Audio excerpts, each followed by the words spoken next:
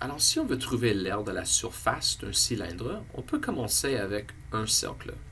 Alors, pour trouver l'aire d'un cercle, on va utiliser la formule pi fois le rayon carré. Et la valeur approximative de pi qu'on peut utiliser est 3 et 14 centièmes. Et on va multiplier par le r, qui est le rayon, ici, fois 3, le rayon carré. Alors, on doit faire fois 3, fois 3. Et l'aire pour un cercle égale 28,26 ou 26 centièmes. Et c'est l'aire, donc on va utiliser centimètre carré. Mais il n'y a pas un cercle, il y a deux. Donc on va prendre l'aire d'un cercle et on va multiplier par 2. Et si on multiplie par 2, on va trouver que l'aire des deux cercles est 56 et 52 centièmes. Et encore, on perd en centimètres carrés.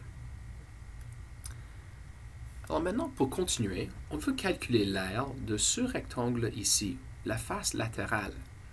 Nous avons une hauteur de 5 cm, mais la base est inconnue. Alors, on doit calculer la base ici. Et la base ici correspond avec la circonférence de notre cercle ici. Alors, on va commencer avec notre formule pour la circonférence. Et cette formule égale diamètre fois pi. Et on peut continuer. Ici, on peut voir que le 3 cm représente le rayon, pas le diamètre. Alors, le diamètre égale 6 cm et on va multiplier par 3 et 14 centièmes pour une circonférence de 18,84 cm. Et ça représente la base de notre face latérale ici. 18,84 cm. Avec l'information ici, je peux maintenant calculer l'aire de la face latérale.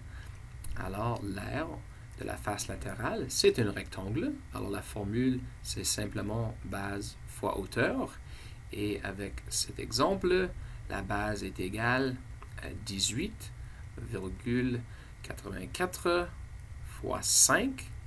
Donc, l'aire de la face latérale est 94,2 cm².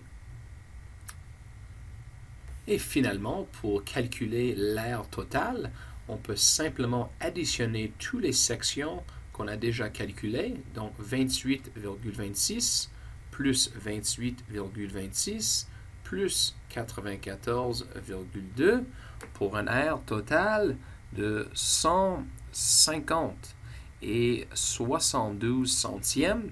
Et on parle de l'aire, donc les unités centimètres carrés.